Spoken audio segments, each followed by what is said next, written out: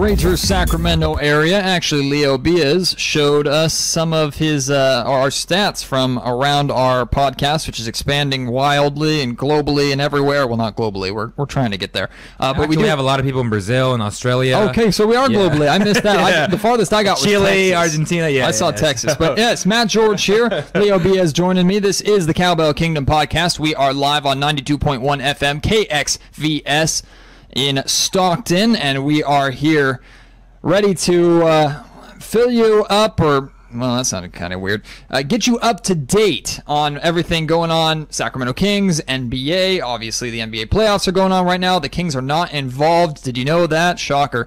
But there's still plenty of things to talk about with the Kings as we have the upcoming draft lottery very, very soon, which I know you and I are both excited about, Leo. I know many people are excited about on the comment section as well. Speaking of the comment section, you can jump in at all times on YouTube. Just let us know what you want to talk about, comment on what we're talking about. We see that, we interact with that. And Buddy Hield's going to average 20 points next season. Well, that was quick. Okay, so we'll maybe touch on Buddy Hield a little bit today. The three things I know for sure that we're going to touch on today: Rudy Gay opting out of his contract. That's pretty much the main story of what we're going to hit on today. We also have the Rockets and the Spurs, which is happening right now. A surprising result, or surprising what's happening right now. If you're not up to date with that, we'll fill you in. Also, we'll talk about the NBA playoffs as a whole. We promise we won't spend too much time on that because we know the majority of you are diehard Kings fans and want to hear the Kings news. And speaking of Kings news, there was some news that came out today about another foreign player that the Sacramento Kings could potentially be soccer team, baby, interested in, and Vlade Divac has ties to. So we'll talk about that. That'll be the third story kind of towards the end. We have the ability, we've been told, to extend the podcast really as long as we want to. We're not really confined to, in typical radio and in typical podcasting, that 1 hour mark. So we're going to expand if we need to, if the conversation is there. If not, we'll just go with the flow. But we want you to join us and want you to be a part of it. We're also going to have a question of the night as well that we want you to respond either right now or throughout the entire week. But before we do that, Leo, we just got to be filled in on. You've been releasing, and the Cowbell Kingdom team has been releasing a bunch of draft profiles. You did a bunch recently for like the top 10, the high-end prospects, and now you're getting more into the middle to late first round and even some second round a little bit. Talk to me about just how this experience has been for you, just breaking down and getting a closer look at these players that a lot of people aren't really looking at. Yeah, and Matt, thanks for saying that. But that's my plan, to really expose the second round talents, mid-first, maybe undrafted guys. Those are the guys that, Vlade has to hit on because it's a deep draft. And a lot of these guys last year would go, mid-first, late first round. But now they're second round picks because this draft has so many young, talented players. Mm-hmm. And as you know, teams and scouts, they tend to look at the younger players, say the 19, 20-year-old, 18-year-olds, instead of the 22, 23-year-olds that are, juniors and seniors in college. Right. But my idea is to bring exposure to these guys because these guys need it. I believe that these guys are more ready to make an impact right off the bat. They have mature bodies. They can come in. And much like your guy, Denzel Valentine last year, he dealt with some injuries with the Bulls. But see, those type of guys are the guys that can come in off the bench, 8th or the 9th man, and really make an impact for a lot of these teams. And the Kings, anytime you're not a playoff team, you need help in every single area. Well, yeah, and look at guys like Draymond Green, guys like Isaiah Thomas, guys like Malachi Richardson for the Kings last year, Marc Gasol, guys that were late first round, mid-second round, that when these guys were drafted, Kawhi Leonard even. He worked out with the Kings. I keep watching those videos, bro. Don't torture yourself. Just forget Kings drafts in the past. But when you look at what the Kings have done in the past drafts, and you look at how many gold mines, little gold nuggets, I should say, have been found, not by the Kings specifically, but by a lot of teams in the late rounds. Isaiah Thomas was the last pick in the draft, and he was one of the best offensive players in the game this season. So it's important to shed light on some of these guys because you don't really know who they are or what what to expect from them. So to have a better idea and a better understanding of that going into it, I mean, look, we know that these NBA scouts are doing their homework. So we may never hear of Joe Schmo, who's picked with the 20th pick in the second round, but the scouts that selected him know a dang good amount about him because they have done the homework. So Cowbell Kingdom is just trying to package that up and bring that to you in some way, shape, or form. We hope you appreciate that, and be sure to let us know, whether it's on the comment section or on Facebook, Twitter, what you think about it. And it was Jerry Reynolds who told both of us, I think earlier this year, not too long ago actually, that most of the people in the All-Star game were picks that were 15 and up. So that shows that if you have a good scouting team, and Vlade has really emphasized on working on his front office, adding help, and he did that this offseason, man. Well, and it also comes into play low expectations or minimal expectations plus solid development. I mean, a lot of times it almost would be more enticing or more easier for players to be taken maybe 15 and up, because there is a lot less pressure there on their shoulders, to where maybe from a team they're expecting you to do this one thing really, really well, but for the most part, a fan base is going to look at you and say, instead of "you need to do this for me right now," it's "show me what you got." And if you can prove to them that they can play, that just builds your confidence more and more and more. So the NBA draft is super important, and there's a reason why there are 60 players picked. I mean, there's a lot of talent that can come. There's going to be a lot of busts as well. It happens every single year, so we just don't know. But again, with the Cowbell Kingdom breakdowns online, you can see those and break those down as much as you possibly can. And going back to development, last year they emphasized on the Reno Bighorns. We saw Scal, Malachi, and Papa go down there. And Coach Martin, they did a great job. They pretty much have the same offensive system, high post offense. Anytime that, if I see it like this, Matt, if you're not playing on the big team, on the Kings, go down to the D League, develop your game, gain some confidence, as opposed to just practicing, because it's just not the same. And these guys, when they came back from the D League, they were extremely confident, and when their number was called, they were ready, and that's what we love to see. And one of my favorite things, I had a conversation with Garrett Temple in kind of around the 2/3 mark in the season, and one of the things we talked, I'm sorry, no, it wasn't Garrett Temple, it was Malachi Richardson. Okay. And one of the things we talked about was that level of competition that you face in the D League, and it's certainly not NBA talent. I mean, you're not going to find a LeBron James, a Russell Westbrook, a Kawhi Leonard in the D League, but these are still talented players that are competing for a job. So if in any case, you're going to get even more effort at times there in opponents that you're facing versus what you get at the NBA level by players who have somewhat already made it. So a lot of people look at the D League and they think of this massive difference in talent.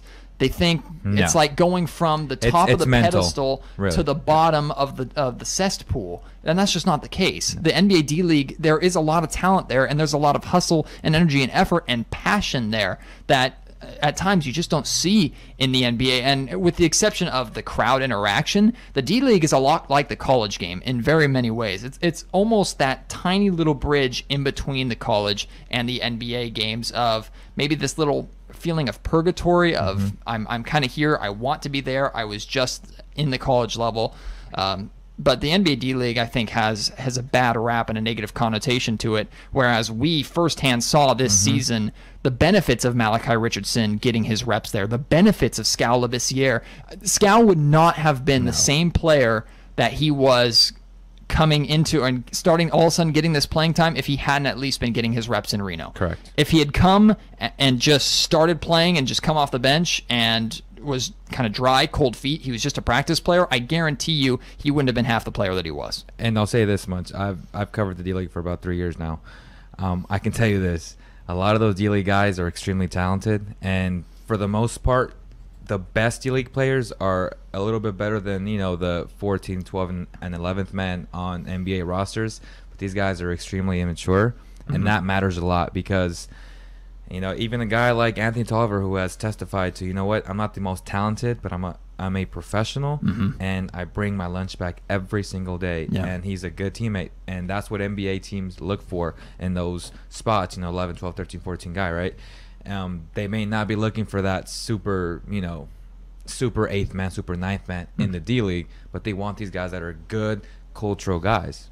Well, our live stream comments are already getting ahead of us. Slow down there, guys. They're already debating about who they would want to pick, kind of carrying our conversation over from last week into this week about who they would like to see in the draft. And what's exciting with the upcoming draft lottery, Leo, is that finally we're going to be able to put legitimate numbers to it. It's safe to assume that the Kings are going to fall, probably end up with the 8th and the number 10. So that's basically what everybody's been assuming. However, the Kings could get the 7th or the 6th or maybe the 9th. Or they can fall out of the Or 10th. They could fall too, yeah. Oh, God, knock on wood with that one. I was talking to some of the Instagram crowd before we started. Would it not be the most perfect Kings scenario, and this is massive knock on wood, for one of these two things to happen? Either one, with the 10th pick, they somehow lose that pick, it falls out of the top 10 and they lose it. Again, knock on wood. Or can you imagine if, remember the Kings, how many years was it ago? It was the Tyreek Evans draft when the Kings were supposed to have the number 1 pick because they were the worst team in basketball. They got the worst pick they could possibly have, getting number 4. What if the Kings have had horrible luck in the draft lottery? What if this is the year that their luck shines through, they get all the way into the top 3 and then have to give that pick away? Could you imagine if they finally got luck on their side and then had to swap it with Philadelphia? Would that on your birthday? No, it's not on my birthday. The draft lottery is next week. My birthday's 2 weeks from now. So you lied to me. No, I didn't lie to you. I said my birthday's May 23rd. That is not a lie. The draft lottery is next week. May 23rd is 2 weeks from now. Today's May 11th. Okay, you're right. Anyway, up to speed. In case you didn't care or wanted to care about my birthday, you can buy me presents, send them to... never mind. Forget about that. But hey, we're going to talk about a lot of things. Rudy Gay opting out is basically the main story that we're going to talk about, and I know a lot of people in the comment section are already debating over whether they like it. Facebook too. Facebook as well. You're going to have to fill me in on Facebook. I can only see our live stream commenters, but that's where we're really going to start. And my initial feelings on it are, we expected this, right? And then it became a little bit... It became more questionable as soon as Rudy went down with the injury. He's been on a ridiculously speedy recovery, which shows two things. One, the hustle and the effort and the intensity that Rudy is just as a player, and you cannot deny that, and you cannot take that away from him. That's my dude. But the second thing is, like, technology and modern medicine for these kind of surgeries and these kind of rehabs are advancing every single day. And to see the strides that he's made, now he could be rushing himself, and there's only one way to find out, and we'll see.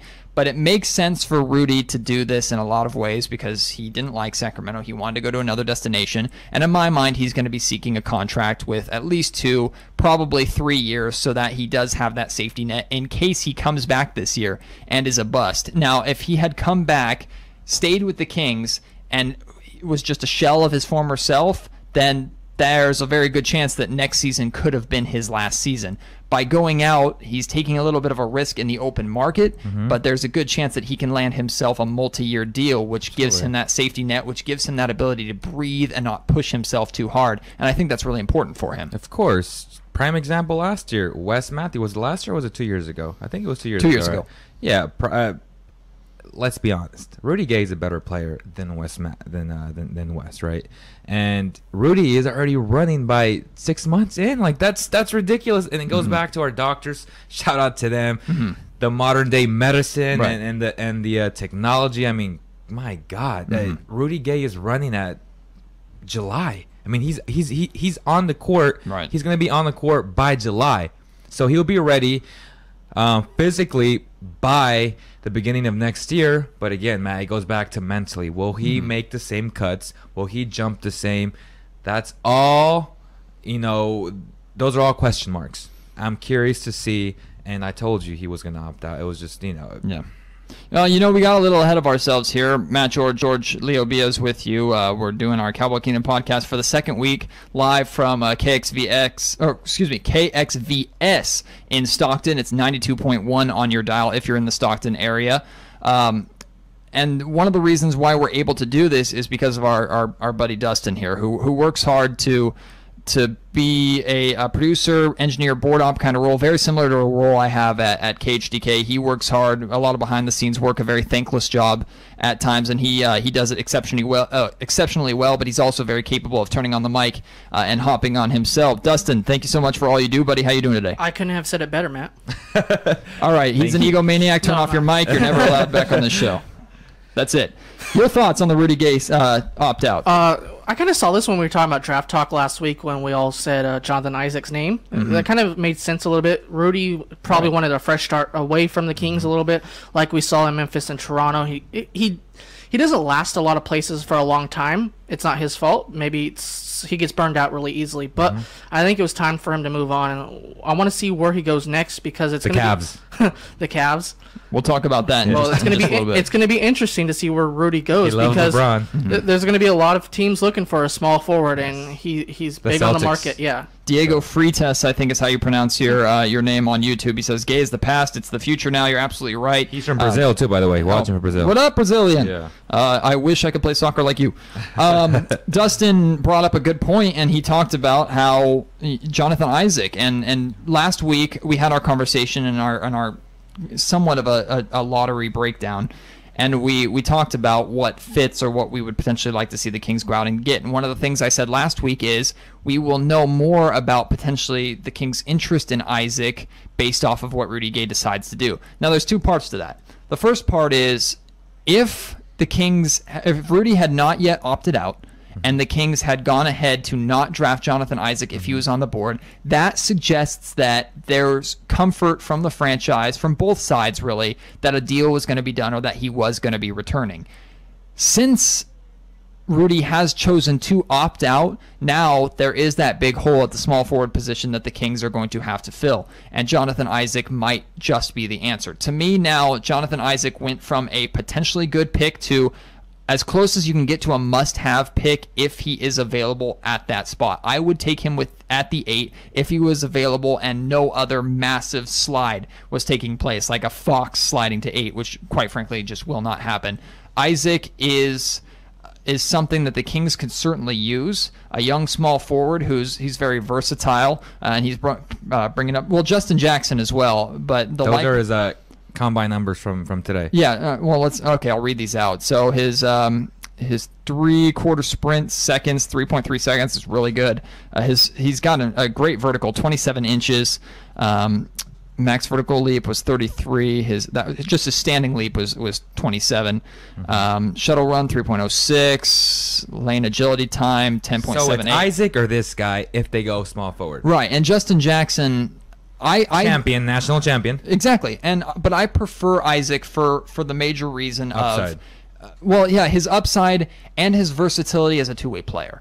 I think Isaac has a bigger ceiling as potentially a defender just because of his size and his build and his quickness, his lateral quickness. Or actually not necessarily his lateral, more of his horizontal quickness. I just really like his foot speed from what I've seen. Now, I will admit I watch very limited college basketball. Yeah. It's March Madness and that's it. So I'm not going to pretend to be some kind of college basketball analyst because I'm not. But from what I've seen from Jonathan Isaac, he could potentially be exactly what the Kings need to immediately fill that gigantic small forward hole. Yes, but I see Isaac more as a raw talent. He's a freshman. He's 19 years old. He might not be ready to play. Justin Jackson, he's coming in as a junior. He has experience. He went from 10 points freshman year, 12 points sophomore year, 17 or 18 points junior year. His three-point shot improved tremendously. This guy is a hard worker. He went to the combine last year. He said, you know what? I'm not ready for this, right? Scouts gave him lots of advice on what to work on. He went back to school. He applied it. He led his team to the national championship. This guy is ready to play right now. And you absolutely could appreciate that. And last year, how much did we talk about together and both agree on we would rather see the Kings go out and get a veteran or someone who's been there or at least has been there a couple times because they come into the NBA with a better ability, a better NBA body. They're mature, bigger, they're stronger, married, they're has more a family. Mature. Right. He's a man of faith. I get that. Yeah. But the perspective has changed for me because last year's perspective was the Kings were going for a playoff push with DeMarcus Cousins. This year's perspective to me is a young new nucleus that you're trying to build, and time is now on your side a little bit more. People hate the word rebuild and people don't want to wait anymore. But now with the direction that the Kings are moving, with trying to build through this draft, they are going to want to take the time. So if there's a potential at a higher upside by giving Isaac some time, that's more enticing to me. But it's important that the Kings go out and get one of these two or someone to fill that small forward hole, because remember how big of a hole it was, guys, for so long when, and we talked about last week, John Salmons was the best they had for such a long time. Yeah. And then when the Kings traded for Rudy Gay, it was, even though Rudy was struggling in, where was he? He was in Toronto, yeah. Right.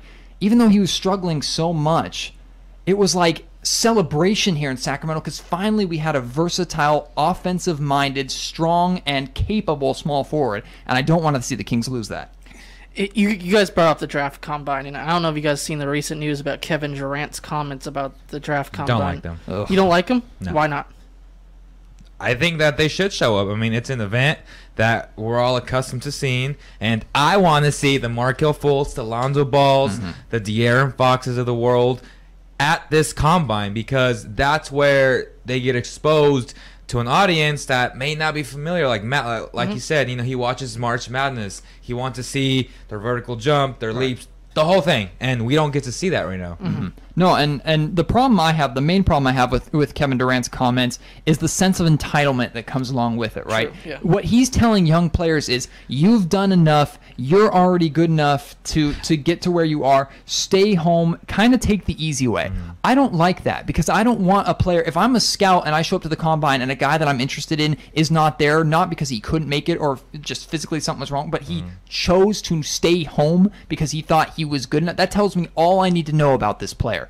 Yeah, you're potentially super, super talented. I don't want an egomaniac 19 or 20-year-old who hasn't done a thing in the NBA yet walking around like he's good enough to be on Kevin Durant's level to stay home. And that's the problem that I had with the comments. And a lot of that is the actual agent. The agents are the ones that tell these guys, and sometimes the kids do want to come out, but the agent's like, no, you'll make more money. Right. You won't get exposed if you do have a lot of weaknesses, stuff like that. So and it's tactical, and there are tactics to it. But me as a scout, I would be turned off. It would be a red flag for me to see someone voluntarily choose to stay home and miss the draft combine, because for the most part, the combine is harmless and it is a chance to get really good evaluation that, quite frankly, you just don't get during game time. Game time evaluation is obviously, or I shouldn't say obviously, is what's most important, because that's what you want, is them to be the best game time player that they can be.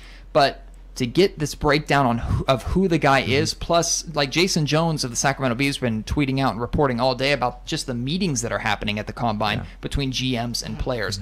All that is extremely important in the draft process, in my opinion. Yeah, and actually, I was going to say something else, but on that note, the players that were not performing, the leaps and playing the actual 5-on-5s, Vlade was still talking to Markelle Fultz and the top 10 talent. So they're still there, I believe, but they're not working out, which. But at least they're there. Yeah. They've made the effort to show up. I can have those meetings, and I can at least see at some. I find it very hard to believe that they're not picking up a basketball. They're doing something there, and at least you're getting that interaction with them. You can see them in person. That at least that's an effort to show up and to be there and to make the strides. That's a lot different to me than just staying home and sitting on your couch. Yeah. I'll say this, though. I don't know if you watched the NFL Combine, right? And that cornerback that was supposed to go, top 15, he tore his Achilles. So those are, risks that we don't think about. And maybe those are concerns from agents. But those are things you can't control. Yes. Like, they're just things you can't control. The game is the game, and things are going to happen, and you cannot control them. So you could get hurt in the combine, or you could have a phenomenal combine, be taken #1 overall. We saw it with Blake Griffin. Step onto the floor for your first D-League NBA Summer League game, or first game of the season, Julius Randle, and all of a sudden, snap, pop, that season's over. I mean, it happens. You can't explain it. The likelihood of it happening at a draft combine where you're just doing vertical leaps and stretches and showing off your sprints is a lot less. It's a lot lower than when you're going full contact in a March Madness Final Four trying to get a game-winning bucket. It's just, you can't control those things. So I don't see that as a valid excuse. Yeah. But it's tactical. And I totally understand from the agent's point of view, this guy could be my moneymaker. If I lose him in the draft combine to a torn ACL, that just sucks for me. So again, I get it. I understand. You guys talked about the Cleveland Cavaliers as a potentially really good landing destination for Rudy Gay. I totally agree. Another one of mine was the Oklahoma City Thunder because they're in desperate need of a scorer. I think he would fit well alongside Russell Westbrook, even though both of them are very isolation heavy. I still like the idea of him there. And then I had a couple sleepers. One of them was the Indiana Pacers. Ooh. I like him potentially with Indiana. It depends on what Paul George decides to do, but I potentially like him there. They actually liked him with Paul George last year. Right. And the other one, that's true. And the other one I like is, and it's not just because of Michael Malone, but it's the Denver Nuggets. Rudy Gay is also getting to the point in his, I believe he's going to choose longevity and contract over winning. I think that's what he'll choose right now. However, the Denver Nuggets really aren't that far off. Now, spot 8 through 10 of the Western Conference really wasn't that good this season. But the Denver Nuggets have shown that nucleus and those pieces that they can at least start making the strides in that direction. Plus, he has that connection with Michael Malone. I think if the Nuggets offered him a multi-year deal, he'd seriously consider it. Good point. Yeah.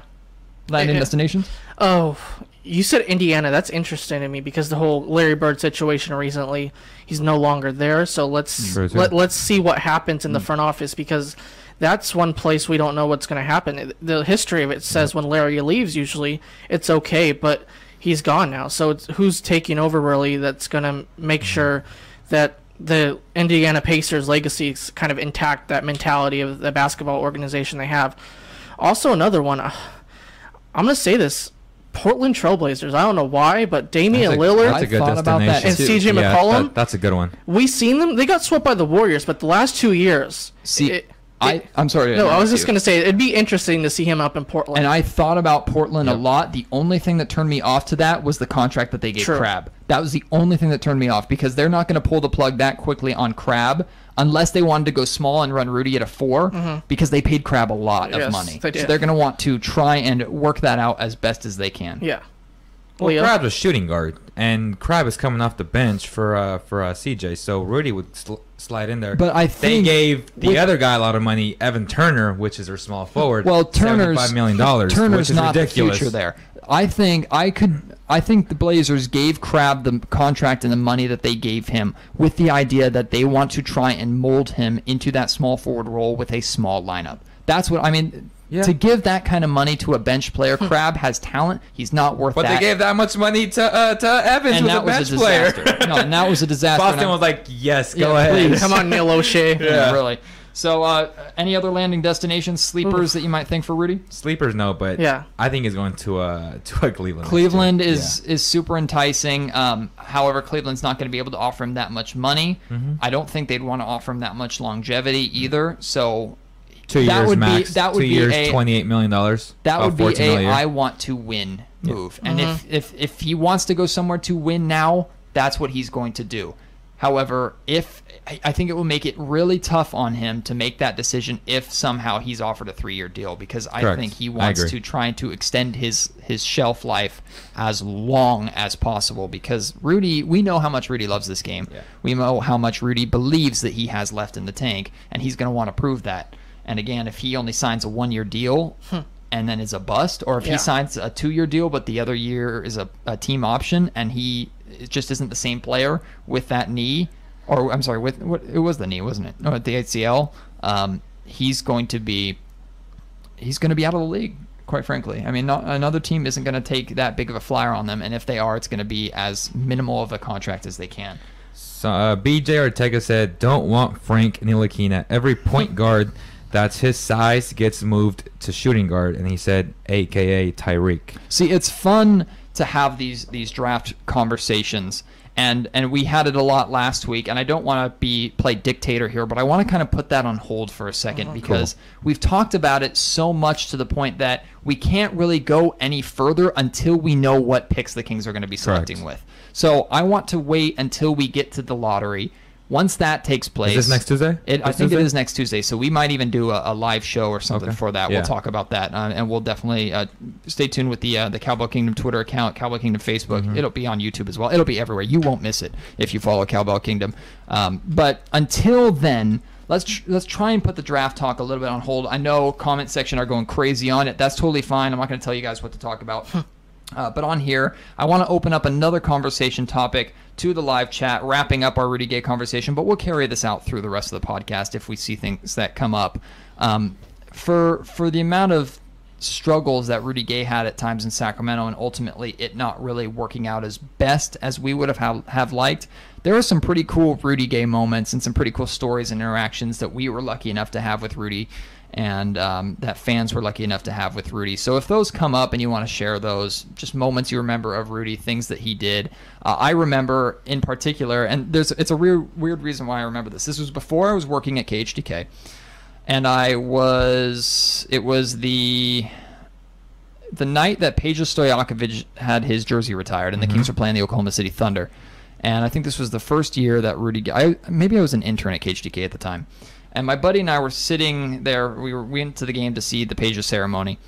And Rudy Gay had one of the nastiest dunks over Kendrick Perkins. And remember, this was after Kendrick Perkins was talking mad crap about the Kings. And Rudy just kind of said, you know what, shut up. And then he dunked on him. One of my favorite moments of all time. But the reason why I remember that moment so vividly is because it was kind of a boring game up to that point. It was close, but it was boring. There weren't too many highlights. And my buddy had stood up to go to the bathroom. And right as he walked through the tunnel to go out, he heard the eruption and the roar, and he missed the dunk. So that made me happy. Any Rudy Gay moments that you can bring up off the top of your head? Scal's hosting the first ever basketball camp in Haiti. I mean, you can talk about that a little bit. Yeah, so he just handed me this press release from Chris Clark. Let me give me a chance to read this over a little bit if you guys have any Rudy Gay moments that you want to bring up. You mentioned it earlier, Rudy Gay when he first came to Sacramento. I think that was kind of a memory people will always remember, because Rudy Gay coming from Toronto, we all know that it didn't really work out in Toronto, but what he did in Memphis, everybody basically was like, wow, Rudy Gay, maybe a top 15 player in the NBA. Absolutely. Yeah, and went to Toronto, kind of fizzled out. That didn't really work there.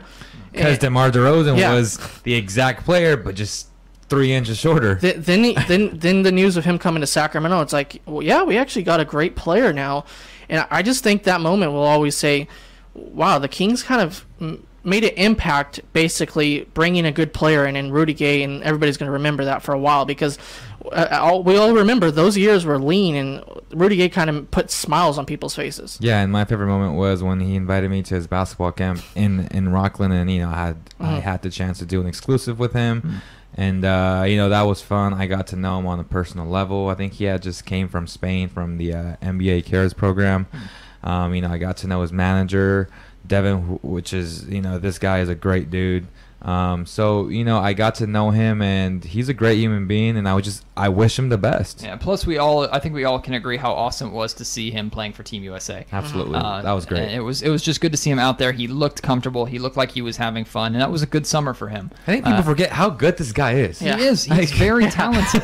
And it's going to be interesting to see, not to stir the pot, but it's going to be interesting to see Rudy Gay post DeMarcus Cousins and see what kind of player he is on a different team. Now, you could also say that's post Sacramento Kings, but there are a lot of people in a lot of ways that believe that Rudy Gay's game was hindered a bit because of DeMarcus Cousins. Now, he is also a very isolation-heavy player, and his ISO ball would piss a lot of us off at times, especially with you're holding the ball till there's 3 seconds left in the shot clock and then doing a turnaround jump fader. It was bad shots.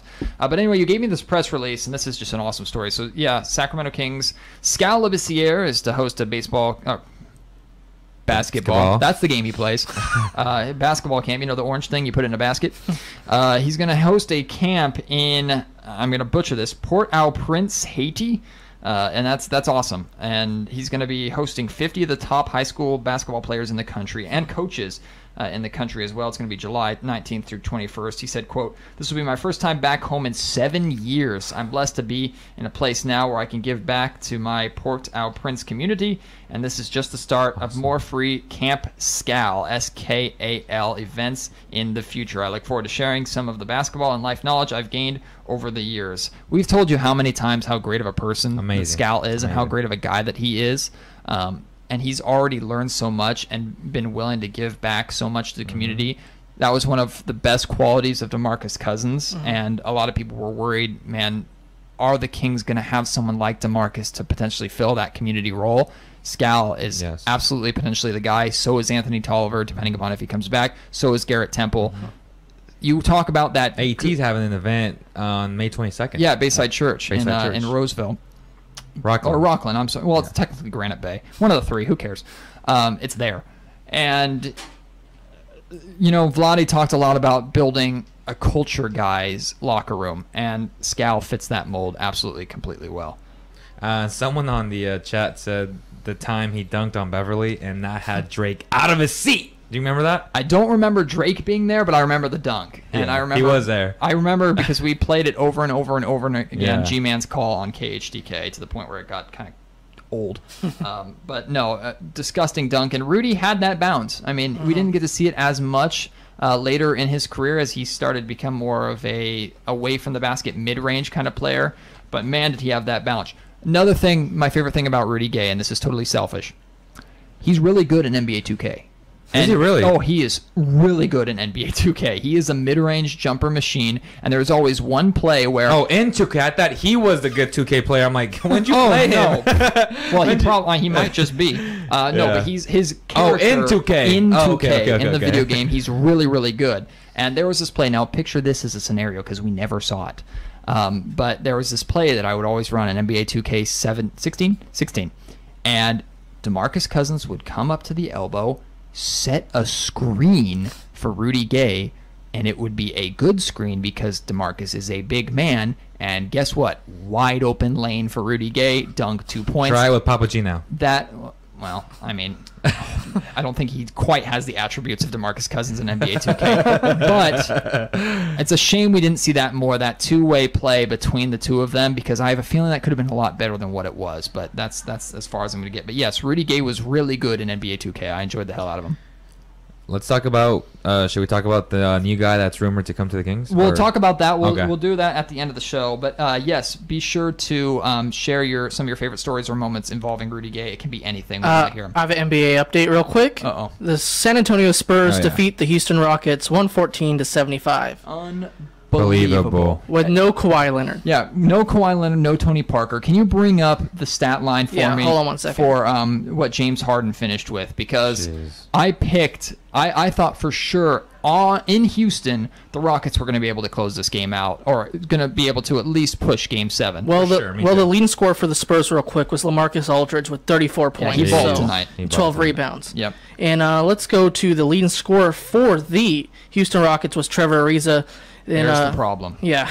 How much did Harden finish with? 10 points. And Wow. Matt, what did he shoot from the field? Hold on a second. Where is it? He had a Russell Westbrook game in the fourth quarter. 2 for 11 from the field goal. So No, the difference is Russell Westbrook would have scored 35 in the loss. 2 for 9 from the 3-point line. So, yeah, only 7 assists in 37 minutes Man. for James Harden tonight. awful. Yeah, Yeah. James, step it up. quite frankly, choked. This is going to be a game. This is going to be something that's going to be dangled over his head. I picked Russell over James, so I Same. could easily get the low-hanging fruit of this is Russell would at least try. And I saw a tweet and I retweeted it. Someone saying, well, at least Russell, even though he knew he was going to lose, he went down fighting. It seemed like James gave Yeah, up but tonight. he took 80 shots to get 30 points, so that's not a At least not he a still big got 30 accomplishment. points. But I'm not going to go with Yeah. the low-hanging fruit of attacking James Harden. He still had a phenomenal season. Unfortunately, He lost to a better team. he's going to get a lot of flack.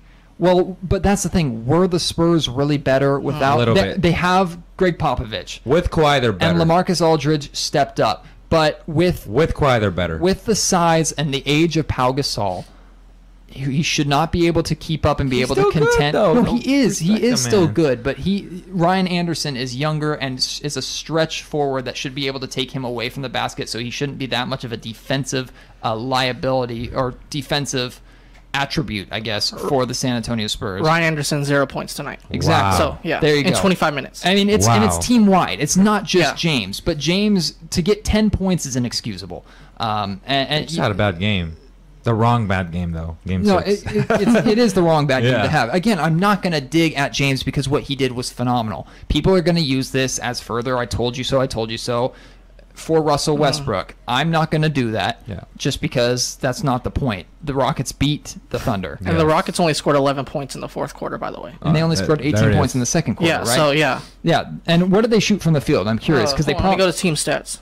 And so when you bring that up, but as a team overall, when the Rockets are facing a San Antonio Spurs team that does not have Tony Parker or Kawhi Leonard, and the only thing they're missing is Nene. I mean, Nene could be a big part of that team, sure, but he's not that big. Yeah. He's not the difference between. He's not Kawhi big. Yeah, he's not Kawhi or Parker big. Yeah, he's not. So no excuses for the Rockets. They just laid an egg at home tonight at the worst possible time. Field goal percentage for the Rockets as a team, 28.6. Yeah, wow.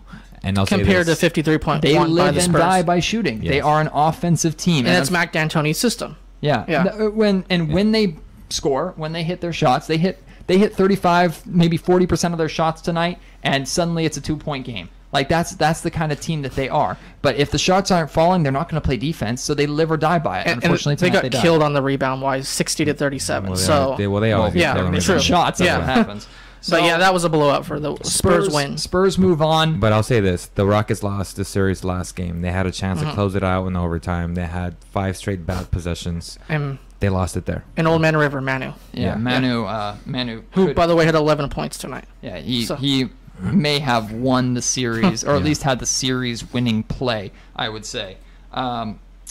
But the Rockets, they do lose, so the Spurs move on, which means the Spurs are playing the Golden State Warriors. And I don't think I could think of anybody happier about this than potentially the Golden State Warriors, because I don't think they wanted the Rockets. Yeah, no, I think the Warriors were more afraid than the Rockets than they were the Spurs, because of the offense. So what I'm saying is, I think the Warriors are ecstatic that the Spurs moved on, because even with a completely healthy Kawhi Leonard, I do not see how they can compete with the small, versatile, all over the place lineup of the Warriors, who, by the way, can score in bunches and play defense. And the Rockets can beat anyone, and that's if their shots are going in, so they can shoot you out of a gym, they can shoot themselves out of a gym. The Rockets are one of the few teams in the league that could compete with the best scoring night that the Warriors have. Correct. The Cavs cannot compete with the best. And they did that twice this past season. If the Warriors shoot 50% in a finals game against the Cavaliers, they beat the Cavaliers by maybe almost 30 points. Yep. That's just how it is. The Rockets can actually compete with that. So that's why I think the Warriors were a little frightened by Houston. But now they have San Antonio, which means, in my mind, 5 games. You say 5. I wouldn't be surprised with a sweep. It all depends on Game 3, in my opinion.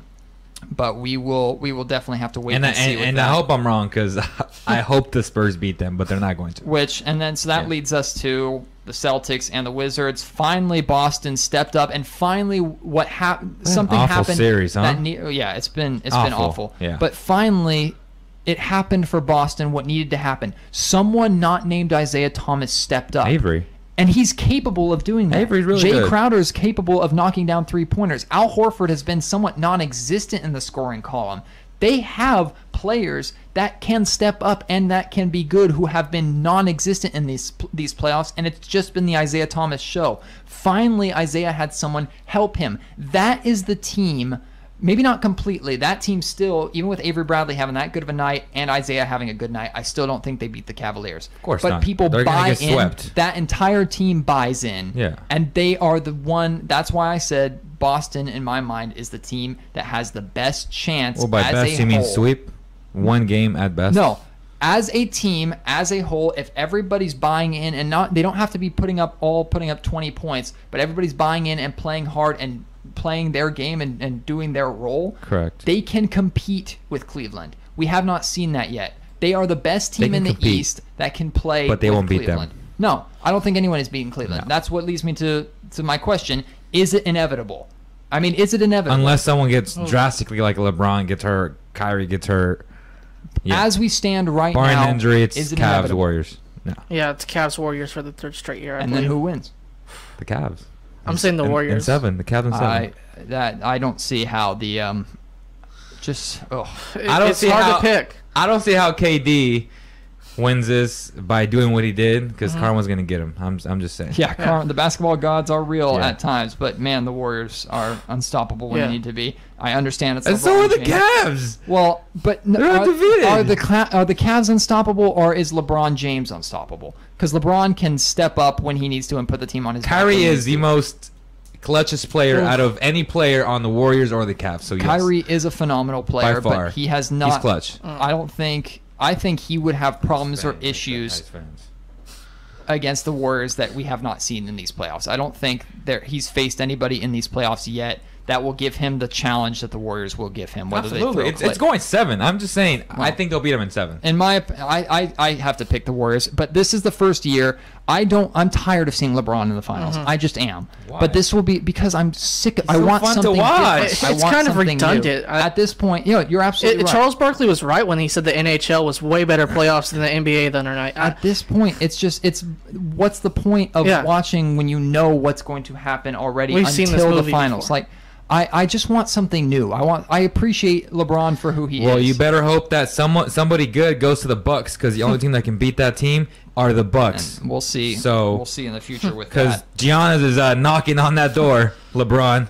So I think it's pretty inevitable that LeBron and the Warriors end up meeting. This is the first year, though, that I would actually root for LeBron, because I'm sick and tired of the Warriors because of this man, Draymond Green. Now, you've had to have heard all these comments coming out. I'm not going to stand in front of Kelly Olynyk and call him not a dirty player because he's done some questionable things. However, I love Kelly Olynyk's game because guess what? He sets an actual screen.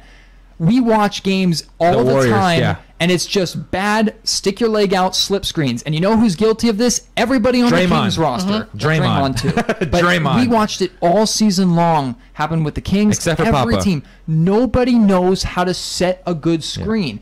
Kelly, the arms up is a worry, is a concern. The elbows are a concern, and he needs to work on that. But for the most part, Kelly sets a hard screen, and it's up to the Wizards to say, there is a screen behind you that you're about to kill yourself on, rather than, oh my God, you just ran into that. That's Kelly's fault. He did something dirty.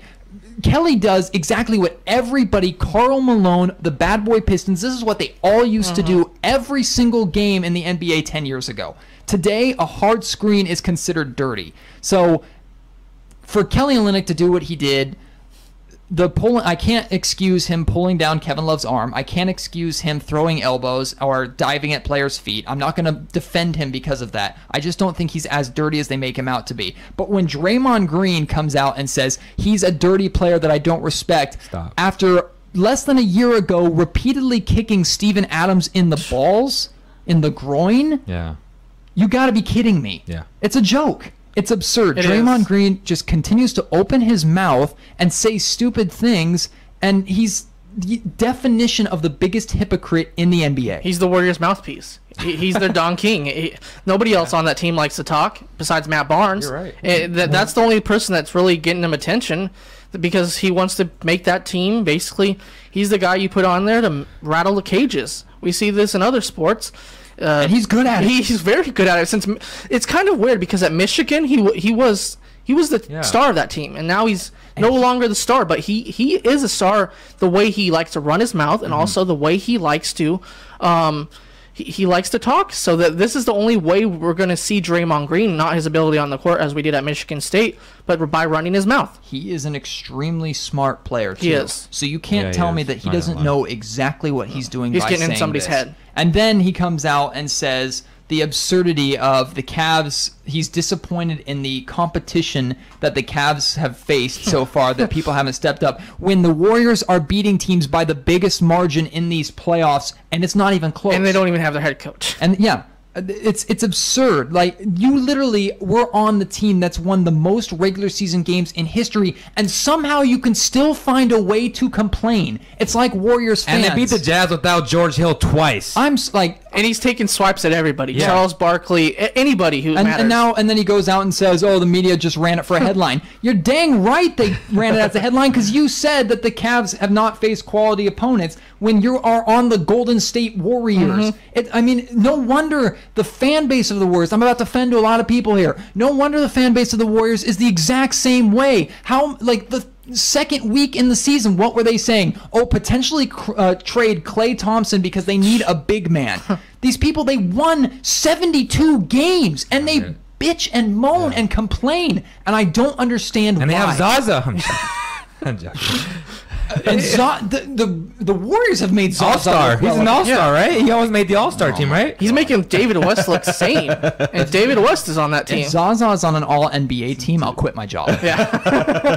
I will quit my job. But no, Draymond, and I've talked to him, and I got the chance to ask him a question and interview him He's a about smart guy. DeMarcus Cousins, and he's actually really nice. He's a nice guy, Yeah. and he's super smart. And what I love about Draymond is he'll say exactly what he's thinking.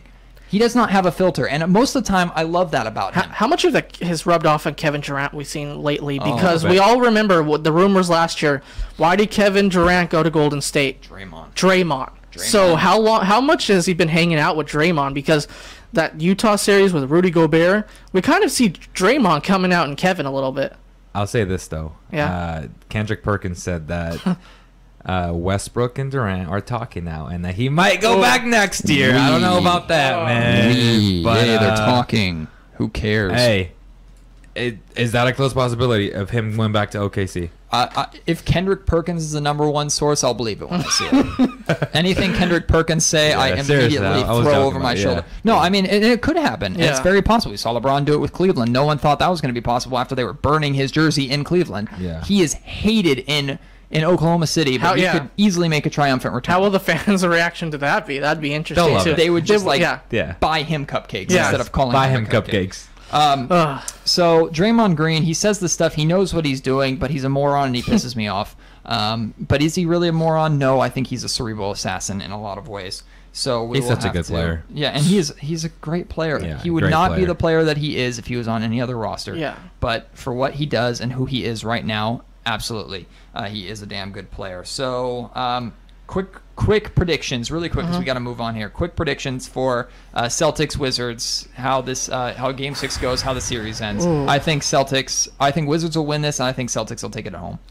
I'm with you, Matt. Even though Scott Brooks is a Delta guy and from Stockton area, but I think it's just the Celtics' destiny to win the series and face LeBron because. Well, it doesn't matter. Whoever faces doesn't matter. It doesn't matter, as you're right. It doesn't even matter. It's the Celtics. Yeah. I think the Celtics will be a more entertaining series against the Cavaliers, but we will see. I'll say this: if the Celtics don't have someone step up alongside Isaiah Thomas like an Avery Bradley for at least one of these two games, they will not win. Because the Wizards have proven to be able to know how to handle and corral Isaiah when it's just him. Yeah. And a lot of that credit goes to John Wall. And I'll disagree with you. I think the Wizards are a better matchup for the Cavs, at least for the fans to see, because they match up better with the Cavs. And, I'm hoping that the Wizards will win, honestly, but I think the Celtics will beat them in seven. The only reason I say the Boston Celtics do is because I think the Boston Celtics have the defenders that are at least able to put bodies on them better than the Wizards have. And quite frankly, Bradley Beal has been extremely disappointing for me these playoffs. Extremely disappointing for the amount of money that he makes. But no more time on the NBA playoffs. We promised that we wouldn't spend too much time. We're going to go back to Kings, and the rumor surfaced today that the Kings are interested in CSKA Moscow star point guard, and I'm going to try, I think this is the correct pronunciation of his name, Milos Teodosic. Spelled Teodosic. Milos Teodosic. He is a 30-year-old point guard. This season, he was on the All EuroLeague team. He averaged 16.2 points per game, shot 38.5% from three-point line, which is nice, and he also averaged 7 assists. He's old, but he could have been in the NBA at 24, 25 if he wanted to. But he's played professionally since 2004. He has close Serbian bonds with Vlade, who is reportedly very interested in him. And if this happens, I could see it being good, like a good why not move. Low risk, high reward potentially. And it just fuels more fire to the flame of, are the Sacramento Kings basically becoming an international soccer team? I'll say this, that Milos in the NBA, I believe, would be a great backup on a good team. The Kings are a bad team. Milos is interested in playing on the competitive team. He's been very vocal about that. So I can see Vlade convincing them because of his ties. But if I'm Milos, I would want to go to a Spurs type of team, Cavs type of team. The Kings are in rebuilding mode, and he would probably have to be a mentor for the future point guard that they do draft. It's either going to be Frank or Dennis Smith Jr. Don't forget to throw the Utah Jazz in there because Quinn Snyder's background. Just saying Correct. that, Correct. Yeah, so you're right. Utah could be interested as well. Yeah, because George Hill might not be Yes. there next year. Even though he wants to go back. What I Yeah. like about this potential move, now I'm going to look at this realistically. He's not going to be a game changer. Well, most likely he's not going to be a game Yeah. changer. At 30 years old, we've pretty much, you know what he's going to Yeah. do just Yeah. by looking at the kind of player that he is. So he's not going to surprise a lot of people with his instant talent. However, I like that he potentially takes some of the pressure off of whichever rookie point guard that the Kings are Correct. inevitably going to draft. Whether he can come in and start right away, or he can be, even though he hasn't played in the NBA yet, he can be an older mentor. He just takes a little bit of the pressure off shooter. of a Good Dennis passer. Smith Jr. or whoever point guard that the Kings go out and get. So I like the idea. Again, why not? If you can go out and get him, try it. I'm all in for it. Bring him in with Bogdanovich, and let's You know give who it a should try. we get on the podcast? Ricardo. I'm sure Ricardo knows a lot about his game. Yeah, we definitely could. I had some. We watched the Juventus. Oh, really? Monaco game. Ricardo, tell him who. Yeah, Riccardo Presti. He covers the NBA for Italy. He's a good friend of ours. We He's like bonded the with him. top guy. He's like the Mark Stein of Italy. He is. He really is. And Yeah. he's a phenomenal dude. He used to cover Juventus. He was telling me a bunch of stories as we were at lunch watching the game. Like he was one of the top guys in Italy as a sports writer. A phenomenal dude. He knows like 3 or 4 languages. Just an awesome dude. Yeah, he might be a good guy to have on. I'm sure he'd be more than willing to do it. Stay tuned for that one as well. But ultimately, with these additions, with Milos potentially coming, with Bogdanovich coming, and then you already have Papagiannis, Calabisiere, with all these We have just a lot of international players. I think it's exciting though, which leads me to my question of the night. And these are things that we're going to throw out or try and throw out every single week. And we want all week long this discussion to continue. We want you to answer whether it's right now on the text line or the comment line, or it's on social media at MattGeorgeKHDK, at BizLeo, at Cowbell Kingdom. What's your... At the breakdown. At the breakdown. If you want to send it, any of us will see it and we'll respond to it. My question is, and this is something I've legitimately thought about, would you be okay, and I'll explain this, would you be okay with an all young gun starting lineup for the majority, if not all of next season, even if it means like a sacrifice of wins? And what I mean by that is, put this in, I get it. Kings get the 8 and 10 pick. Okay. They end up with Jonathan Isaac and Dennis Smith Jr. This is just my scenario. You're talking about running a starting 5 for the majority of the season of Dennis Smith Jr., Buddy Hield, Isaac, Scal, and Willie Cauley-Stein. That is a young lineup that you quite frankly don't really know what you're going to do a lot with. I would be totally okay with giving those guys starting minutes consistently for the majority of an entire season to work together as a core, because I see those young players and I see their contracts and I see the nucleus and the bond that they can build together, and I think that's something that, if it works, could be something that you can build upon for a long time. And I like the idea of that rather than the Kings going out and spending some money on 3 or 4 veterans and immediately plugging them into a starting lineup, or 2 or 3 of them into a starting lineup with only 2 rookies and maybe Buddy Hield, or 1 rookie and Buddy Hield. I want this team to grow together and play hard together like we saw the Atlanta Hawks play back in the day. So open that up to you two first, and then guys, you comment. Again, the question, would you be okay with an all young gun starting lineup all next season, even at the sacrifice of wins? So you know for sure, most likely, this team isn't going to make a playoff run. We're not going to make the playoffs, but we have this young nucleus that's learning together. Well, everyone's going to get a taste of it Summer League, because in Summer League, Sure. the rookies... I don't think Willie will be there. Willie might play like one or 2 games. Typically, third-year guys play 1 or 2 games, and after that they rest. But yeah. I don't think he needs to be there. No. If he wants to, great. I don't think he needs to. I don't think the Kings are going to ask him to be there. You don't think so? I mean, we've seen pretty much unless they really want to stress having that core play together, Yes. I don't think they're going to learn anything more from him in Summer League than what they already know. That's just my opinion. Correct. Go ahead. I agree with you, because I kind of take I have this mindset about baseball. I know it's a different sport, but if you build a young team together, they're with each other for years and years and years. The A's? No. Wow. Who? Really? What are we talking about? The A's? And then Did he make a swipe at the A's? He did make a swipe I was reading the at comments the section. A's, yeah. Turn his mic off. Okay. I'm a Dodgers fan. Never mind. Oh, turn your mic. I know. I'm going solo. But I like the A's better than Giants. I always will. But I just think I have this mentality. If you build it together, they will mature together. And we've seen this in other sports. If you have a young nucleus, they're together for years. And why not? We're not going to attract a big free agent or anything like that. We can make our own stars. And Buddy Hield's already shown he can be a star maybe in the near 3 to 5 years. It's going to be interesting, though. But because I just think this is the only way the Kings can win, because we saw it back in the late 90s and early 2000s. Let me correct one thing that you said. You said they're not going to attract a star unless they build a core and a nucleus that looks like it's fun to play with. If a veteran star sees something young and happening here and thinks that he could be the perfect fit to take it to that next level, plus players, as much as they ignore or at least agents say they don't like the Sacramento market, players know what this fan base is. Players know what this team means to the city, knows how big of a basketball town Sacramento was back in the heyday. I find it hard to believe that a player would not be enticed to be the guy to really be the face of taking that team back to the promised land. That's just, to me, that, and that could be me just with my Sacramento bias, but to me, that's enticing. If I was a player and I saw a good young nucleus that was on the cusp and I wanted the chance to take them to be Chris Webber 2.0 and take them to that next level and then be the hero for that franchise, that's enticing to me. And I would be interested in that. Yeah, I just think it's a mentality that the Kings have to have, is build it now and see what we have in the future. Leo? Says the A's fan preaching keeping players together. I wish the A's would keep players together, Brendan Murray.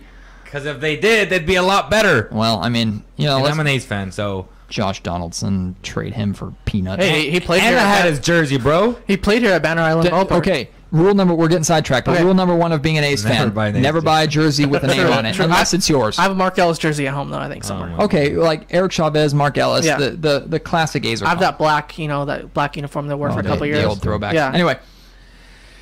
What was the question? You never gave. So would you be okay with seeing the all young gun starting lineup? No.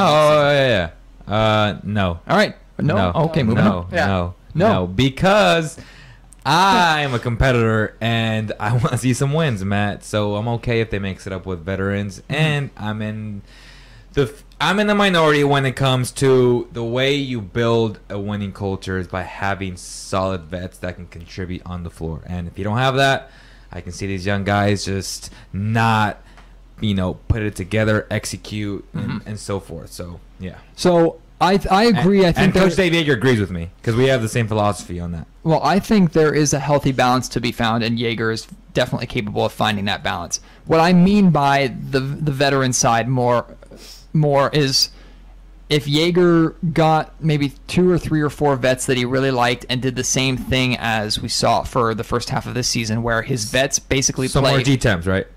Well, yeah. So guys like a G-Temp, a Matt Barnes, a Zoe. People like that are going to take minutes away from this young core getting playing time together. If the Kings make these young moves in their draft, Zach Randolph? They would have to pay him a lot more money than what he's worth, in my opinion. But if they did, would you be upset? Because he's coming off the bench, but he's scoring 14 points off the bench. Initially, I would be excited. I don't think that's a smart move for the Kings because I don't think it's in the Kings. I don't think the Kings are looking at next year at a playoff run. Now, they could surprise people. They're always going to say every year we want to make the playoffs.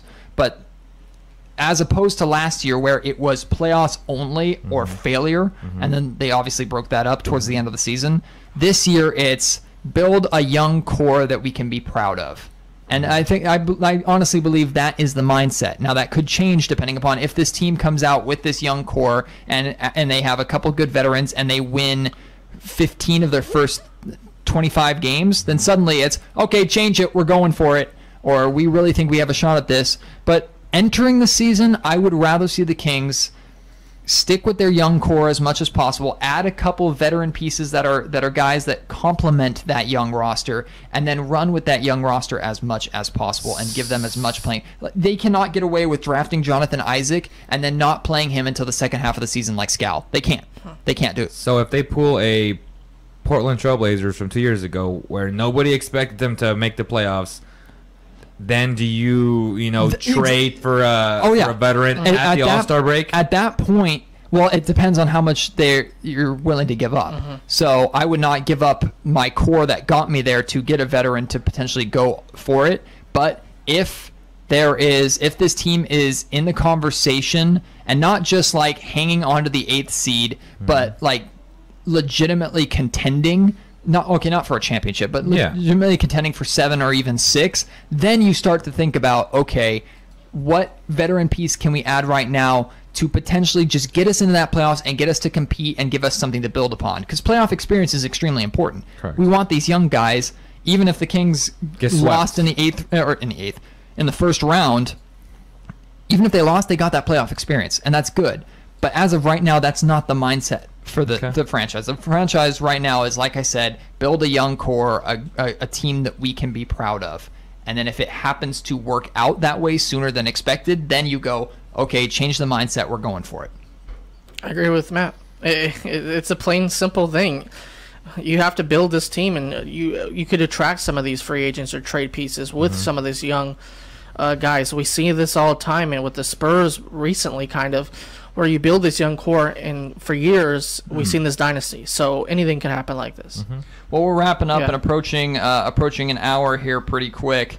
I'm curious, any of you guys have any topics that we didn't talk about that you want to bring up really quick? And we can open this up even to draft talk. I know I kind of quelled that a little bit, but even to draft player-specific things that caught your eye. Leo, we talked about it a little bit roundtable, but maybe for the listeners who haven't yet seen your player breakdown, out of these breakdowns that you were doing, maybe 1 or 2 guys that really stood out to you that you found that could be steals in the late first round, early second round that you've broken down so far. Well, I'm breaking down Antonio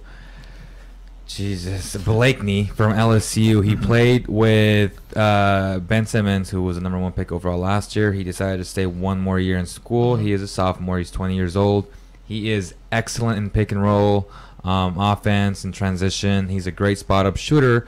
But the reason why he might go in the second round or even undrafted is not because of his ability to score, but his defense is atrocious, and he ranks amongst the worst in NCAA basketball on defense. So those are the little things from these second round talents, Matt, that if you have a good scouting team in place, you can find these gems in that second round. And this kid can potentially be that Patty Mills type player where they're crucial on good basketball teams. That Corey Joseph player. The Spurs always find these guys in the second round and then make them into good players. And then later on, they either stay with the team or they get signed long-term with another team. Corey Joseph did that. He used the Spurs as a stepping stone. He was around a good, positive culture. Now he's balling as the backup of, what's his name? Kyle Lowry, who might be a Sacramento King. Like how I added that in there, huh? He's going to want to go to a winning culture. I just don't see that. No, he's not, because the Kings will pay him everything that he wants next year. So that's a good point. No, they're going to pay him $30 million a season, and he's going to say yes to that. Sorry. Yeah, Masai Ujiri's not going to pay that. No, he's not. No. They're happy with Corey Joseph. They are. My thing from this past week, I'm going to go, actually, as I mentioned, north of the border, the Toronto Raptors. It's going to be such a interesting free agency mode for them because they got Serge Ibaka. They had PJ Tucker. These guys, well, who are they going to build around next? Because I've heard talks maybe Vince Carter might go back to Toronto. So they need a three-point shooter. So it's going to be interesting to see what they did, because the Toronto Raptors for a couple of years were the shining star of that Maple Leaf Entertainment Group. So and now the Toronto Maple Leafs are actually good in AHL hockey, which is surprising. It's going to be interesting to see where the basketball operation goes, because the Raptors have always had a fan base in Toronto, and it's going to be interesting because you try to go with it with Serge Ibaka, and that kind of didn't work. But it's going to be interesting to see what Masai and Joaquin Casey do in Toronto. Correct. No, and Toronto's interesting. The team that I'm really excited to watch this summer, and mostly because of my evil intentions. Someone said on our Instagram pregame thing that I look like a supervillain, so let me channel my inner supervillain. The destruction of the LA Clippers as we know it, and I believe it's coming. Blake is going to OKC.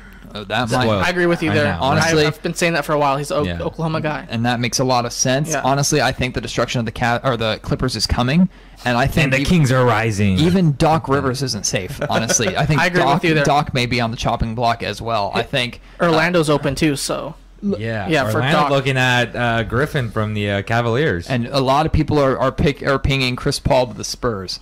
Imagine my that. God. Chris Paul playing with Kawhi Leonard and Greg Popovich's system. where do If you that put Tony team was- Parker at? Champions. Well, I think Tony It's done? is probably done. Okay. Not just the injury. I LaMarcus, think, Kawhi, and Chris.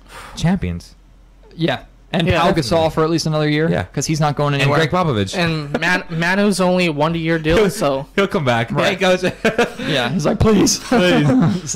Tim Duncan comes out of retirement. No, No, he's I- coming back too. David Lee staying another year. Yeah, probably. I mean, that's very possible. That's crazy. But the point is, I think we're getting the destruction Yeah. of the Clippers, and I think it's coming. I agree with you. Steve Ballmer, it's been an interesting 2 years in LA because we hear talks of them wanting to move out of the Staples Center also. They want to make their own identification, basically. So why not, of your Doc and your Steve Ballmer, I like the idea. blow it up the team Sure. and let Steve Ballmer find his guy, because Doc Rivers wasn't really his guy. But the Clippers have also enjoyed the past couple of years of actually being the better team. True, in LA, that's 'cause interesting. it took them a hell of a long time. And for them JJ to get Redick's there. leaving too this season, off season. Right. Those reports. Well, Is he a free agent? I know. Yeah. He's another one, but again, you would have to throw a lot of money at him. And is that in? I could if the Kings were, Nah, I don't if the think Kings they still do. had DeMarcus Cousins, then I would Yes, say absolutely. Hey, but Raptors need a 3-point shooter, so maybe they'll throw. there some are a money lot of there. teams Yeah. that could use JJ Redick, so he's not going to have any time or a tough time finding suitors. This popped into my head, Leo, while you were talking, and I don't know why because it's completely irrelevant. But it goes back to the conversation we were having about the Kings' young core, that young nucleus, and what we were talking about. The Kings kind of their mindset, their identity, what they want to build upon. And I wrote this down, and it's catching it because it rhymes, and I was excited about it. Hawks or Jazz over Warriors or Cavs. And what I mean by that is... It rhymes? Cavs or Jazz, Cavs. Well, it has the S sound. Okay. Shut up. Okay. It's a non-exact line. I was an English major, Okay. whatever. What I mean by that is... How many times have we seen Vivek associate himself with the Warriors, both being a former Warrior fan and, Buddy Hield's the next Steph Sure. Curry. I'm sorry, owner, you're right. Minority owner. The Kings can't try to build themselves after a team like the Cavaliers or the Warriors because it's not going to work because of their market and because of who they attract. They need to try and be a Utah Jazz team or a Hawks from a couple of years ago. No stars that just play hard together and they win because they play together and they find something that works. That's what they need to start with. And then they can add that star to it like we talked about. But if the Kings are drafting with the mindset of we're going to be the next Golden State Warriors or Cleveland Cavaliers. Well, they can't because they have to draft well. Remember, the Warriors drafted Steph. They drafted Clay. They drafted Draymond. No, you're right, but They drafted stars. my point is they need to build a roster that is like the Hawks or Jazz in terms Correct. of a cohesive unit that plays well together and they Correct. win because of that. Not a, hey, we have Steph Curry that can put up a bunch of points. Now let's bring in Kevin Durant. Or, hey, we have LeBron James. And I feel like that's with DeMarcus Cousins. That's what the Kings have tried to do. And they've been banging their heads against that same wall for years with DeMarcus Cousins is our LeBron James. DeMarcus Cousins is our Steph Curry. And Let's he push wasn't to be that, the yeah. Sacramento Warriors or the Sacramento Cavaliers. No, he's gone. Even if he was here, I still think they should have done this. Build a core that plays well together because we haven't seen that. That should be at the top of Vlade's list. What do the Utah Jazz and Atlanta Hawks have in common? They draft solid basketball players every single year. But they have Not stars, but like good players. They have one organization in common. One's a bird and one likes music. One's in San Antonio, and that's the San Antonio Spurs. Because Mike Budenholzer, Oh yeah, yeah. San Antonio, longtime Good assistant coaches, for good Popovich. coaches. Dennis Lindsey, longtime Spurs also. So Just raid the San Antonio Spurs front Model. office Everybody and do it. steal things. Yes. Just even the plants. Yes. Take the plants because they will grow and they will develop into nice, perfectly healthy trees. yeah, Dennis Lindsey was the assistant general manager in Yeah. San Antonio from 07 to 12. So Yeah. And I I'll mean, the say Spurs this. are Yeah. the organization of the pinnacle organization in all of sports. yes, The Jazz haven't drafted superstars, but they've drafted Solid player. solid basketball players every year. And and they hired a young coach on the Exactly. rebound. And they all bought in. Yeah. They all bought in. Gordon Hayward is the guy. Bought in. And that's what the Rockets did this year. James Harden is the guy. Bought in. And when the team buys in together, they succeed. I can honestly say never once did the entire Sacramento Kings team in the entire DeMarcus Cousins era, actually since the Kings made the playoffs, 06. never once has that entire roster bought in completely. Even as close as the locker room was last season with DeMarcus there, and great, they were close. I can promise you not all of them bought in, and you could see that. Correct. The Kings need a unit that buys in completely. If they can get that, that's where success starts. And before we end the show, I do want to bring this up. I know how touchy this is. $4.95. No, please. No, go. Please. Go home. $4.95. No, okay? Leo, please. I'm having a good night. Don't get me started. I don't want to waste my happy energy on stupid shoes. Even the comic the father had today was kind of stupid too. But Okay. But Yeah. also, I'll show you the But story is he afterwards. not like a genius? No. Like No, seriously. he's not a No. genius. He's a He's moron. con artist. And we're moving on. But if he's already lied about the amount of shoes that he sold, and there's an article to prove that I will show you. You can look that up. They have not sold as many, 495. They've only sold like 200, and people have actually like fact checked that. He got straight up Donald Trumped. Did he really? Yeah. I'll show you the article. Somebody tweeted to me and showed it to me because they know how much I love LeVar Ball. Yeah, and don't take Oh, I said advice his from name. Yeah, don't take advice from That's Kobe still either. that's still Very over young player. $300,000 in pure profit. Well, Yeah. great. I don't care. There's 200 idiots on They're this still planet. better not better than Jordan's. Anyway, so we're like gonna Shaq shoes. abandon that ship really quick and wrap this up as best as we can. Man, it's been a fun podcast. It's great, and it's awesome being able to. It's a bit of a drive for me, being in Stockton. But it's awesome to be able to do this in a room together. It's awesome it's more cohesive. It flows better, I feel like. I think the listeners would agree as well. And just as much as you guys were a part of things when we were staring at each other through computer screens, you guys still are a part of this now. And I'm talking to you, the listeners, and not just the live listeners right now. I'm talking the people listening on Audio Boom, because we've gotten recently been looking at the stats so we can try and build the program as much as we can with sponsorships and things of that nature. And we've gotten the stats and we've just been blown away by just the Audio Boom listeners. What do we have? Over 1,000 people on Facebook last week. It's growing Close to drastically 1,000 today. Yeah, matter close of to fact. 1,000 today. It's been great, and we've been loving it, and we cannot begin to thank you enough and encourage you to be involved more. We are a team, not just the three of us, but you guys as well. We want to be we want to have you be a part of the conversation, and you be as much of a part of the show as we are. And if you guys do have family members or friends that own businesses, let them know about the CK podcast. Yes, sir. Because that's how we get to do the show and produce the show and stuff like that. So we all got to eat, guys. But with that said, I do want to say to download the Valley Tire Center app, guys. Register, turn on your notifications to get free tire balancing, and of course hoopcats.com. They have over 1,000 different Kings cards, so if you're a big Kings fan, they have the best selection in town. Check them out. Yep, Hoopcats always hooks up with some awesome cards and merchandise. Giveaways all the time. Yeah, they have some great stuff. I mean, we had giveaways all season long From Valley Joaquin Tire Center, like VTC gave us great seats in section 106. Like literally, like they were amazing seats. Yeah, no, we've had some great stuff. It's been a great season. It's hard to believe. How long has it been since the last Kings game? Like 3 weeks already, or almost a month. It's just insane. But I've said this a bunch of times, and it never gets old saying it. This is the most excited I've ever been about an off season in Me my too. entire life. Ever. Even with how as bad as the Kings have been, as soon as the season has ended, it's always this deflation of no Kings basketball until October. Yep. For me, right now, this is about to be the Yes. most exciting offseason, and Yes. this is where it's going to change. And I really believe that. Yeah. I think this is where it starts. It starts with the draft lottery tomorrow when the Kings get maybe not Tuesday. perfect good. Tuesday. I'm sorry, Tuesday. Yeah. Maybe not perfect luck, but they will. 8 and 10 at worst is great. Sure. Period. They will keep both their top two picks. Then they won't hit a home run in the draft, but they will get two solid players plus potentially more later rounds. We'll see what they do. Then they add some good free agents. It's Correct. all going to start to build upon itself. You can't start at rock bottom and shoot up to the 8th seed or the number 1 seed. It's a process, and I believe finally, that's why I wrote the article, and a lot of people were mean to me. Finally, the Kings have a direction. And it's clear, and it's real. And this is where it starts, is this offseason. I couldn't be more excited. And no drama. And I told you this, I'm excited for the first time in 7 years. Yeah, period. And honestly, I think a lot of fans can agree. A lot of them were shocked by the loss of DeMarcus, hurt by the loss of DeMarcus, kind of scared of life without DeMarcus. But more and more people are slowly starting to turn that corner and recognize there is life without DeMarcus. Yeah, well, okay. A lot of people I love Scout. And this is a conversation for another time because we could dive really deep into this.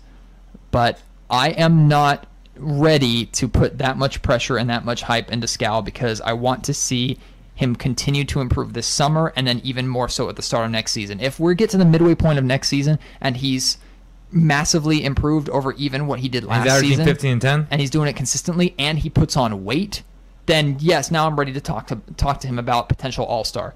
As of right now, I love what he's given me. I want him to give me more, and he seems exactly like the player with the mindset and the attitude that he will give me more. Correct. And that's what the Kings need to build, and that's what they're going to do this offseason. Correct. Before we end the shows, we should. It's like an hour and 23 minutes. Whatever. Yeah, if you guys want to purchase these awesome shirts, need more Cowbell shirts, Sacramento 916 shirts, Matt's going to have a shirt on next week, hopefully, if he orders a shirt in. Yeah. No, please. Check out the store. There is a link in the description box, or there will be. So check it out. Most of it is just to grow the brand. They run about 15 to 20 bucks. If you want to add your name on them, it's about $3 more. It's called spreadshirt.com/Cowbell Kingdom. There's like 6-8 different designs on there. And they're all awesome. And I'm a lazy loser who has yet to buy them because I'm cheap and I don't want to spend money. Check them out. And they come out in workout shirts, like cotton shirts, polyester shirts, every type of style, color, like everything. And they're comfortable. For women, and for babies, for everything. Female babies. Yeah, I just dressed my beautiful goddaughter, and they need more Cowbell little baby suits. So yeah, awesome. Yeah, so all the merchandise is there, guys. Thanks again so much for joining this podcast. Again, keep commenting. Everybody, tweet us again at MattGeorgeKHDK at BSLeo. Look at her, she's so precious with her pink Need More Cowbell shirt. And also, again, big shout out to KXVS, the studio, for being willing to open their doors up to us and have us. It's been phenomenal already these first 2 weeks.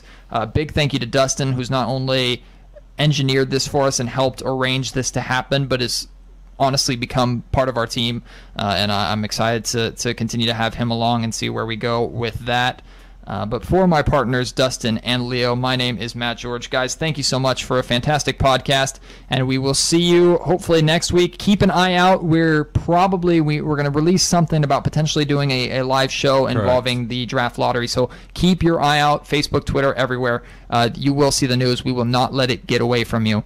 We promise. So keep an eye out for that. But until then, thank you guys again so much. This is Matt George, Leo Biez, and Dustin. So long, and go Kings!